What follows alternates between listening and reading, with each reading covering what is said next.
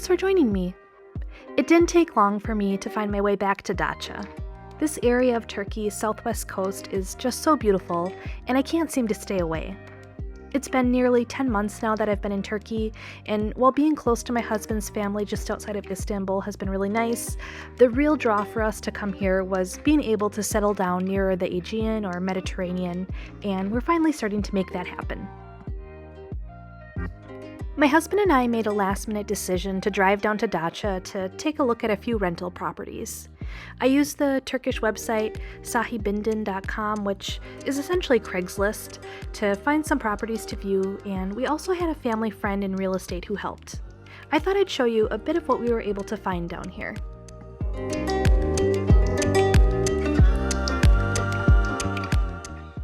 Renting in Datça poses a sort of unique issue in that it's a summertime tourist destination, so while there are an abundance of properties for rent, it's actually hard to find anything that's long-term.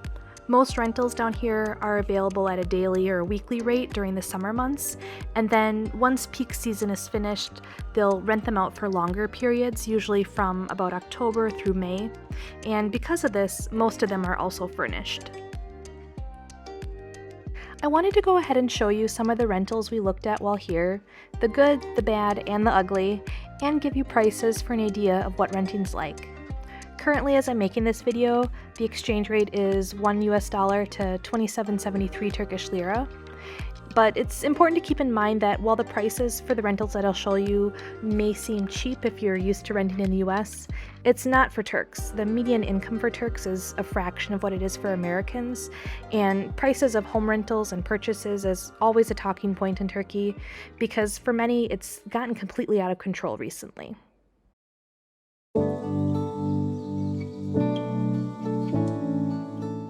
My husband and I were on the hunt for something small with enough space for us two and then maybe a little bit more for a work area, but we tried to keep an open mind since photos that you see online aren't always what you get in person.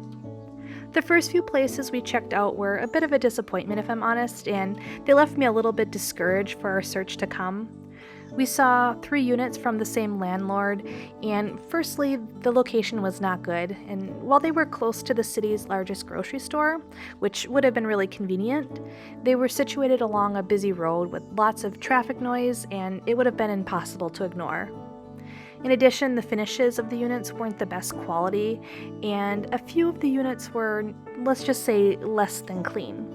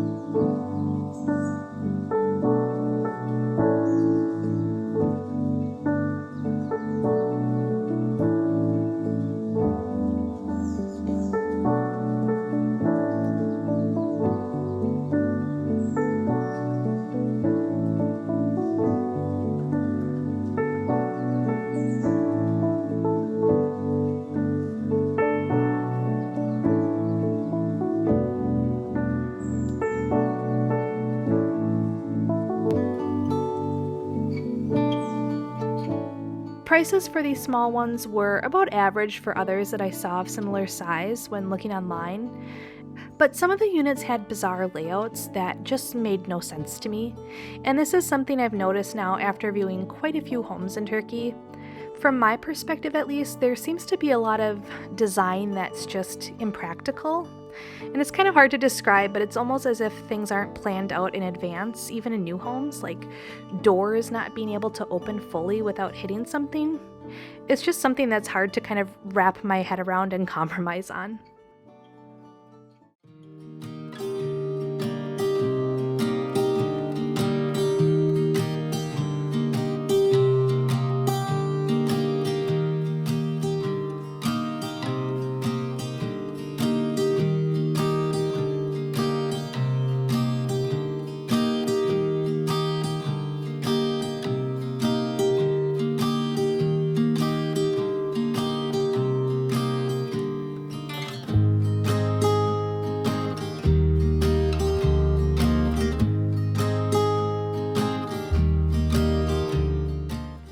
place we viewed that we really liked was this one bedroom. The interior was well taken care of, which I really appreciated, plus the bathroom was a decent size, but the real reason to love it was for the view. This place sat on top of a hill just on the outskirts of the city, and it had the most amazing view of the sea below. Plus, there was a large fenced-in yard that Fig surely would have loved to run around in, and there was no traffic noise whatsoever. The downside was that it was fairly small for a one-bedroom, and it would have been difficult to fit a desk in there somehow. And the hill that it was situated on was really steep, so it would have been difficult to take Fig out on walks and carry in groceries and such. It was nearly a taker for us because of how nice the views were, but ultimately we had to say no just for practicality purposes.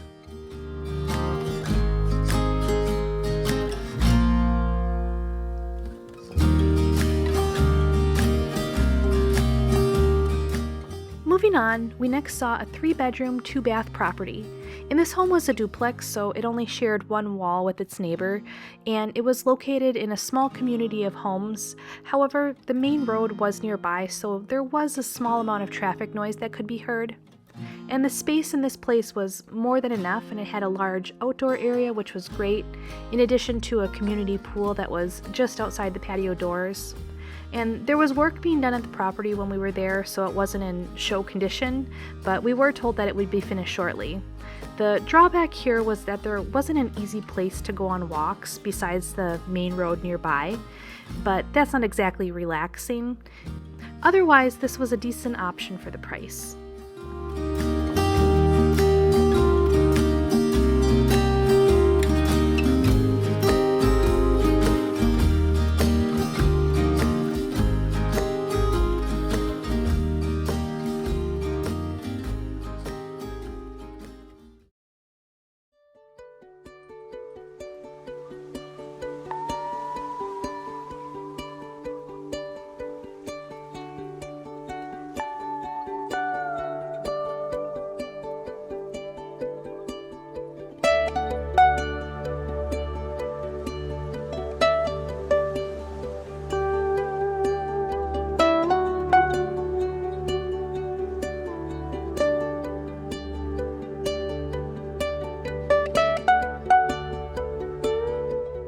In addition to looking at houses, we of course had to enjoy just a little bit of the sea while in Datça.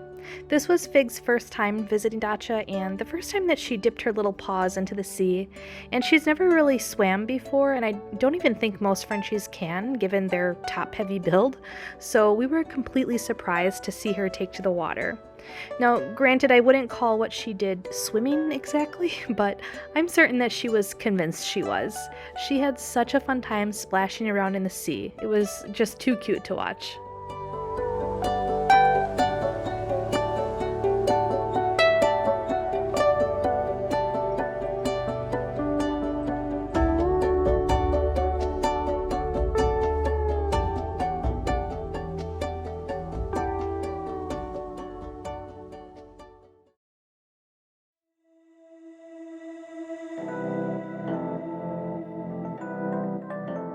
We also checked out a few properties owned by the same landlord, and we really liked these units with similar layouts. They were really tidy and the furniture was new and clean, which is definitely something that's important when you're getting a furnished rental.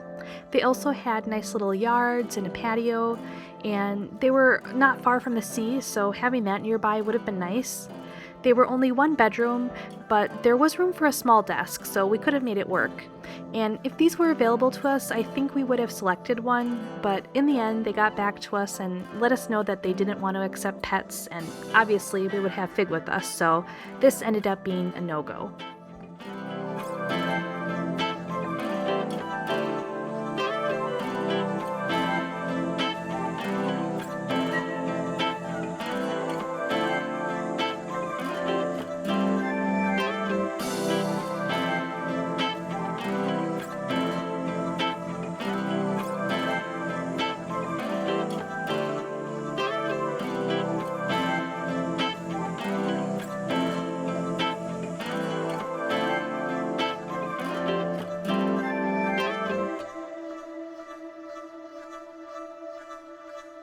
Finally, I wanted to show you a 2-bedroom located right in Datça. We stayed at this property for the few days that we were visiting, so we actually got to experience what living here would be like. And the unit was nicely sized with a large master bedroom. It had its own balcony, a king-size bed. There was a small bedroom as well that would make a nice office area. The bathroom was small but doable, and I also liked that there was a roomy entryway. The kitchen and living area were large and open, and the balcony was great with a partial view of the sea. The location within the city for this one was really good, but it was located in a hilly neighborhood and there was a large staircase to get to this building, which isn't ideal for Fig or when carrying groceries or anything large. In addition, this was the highest price that we saw.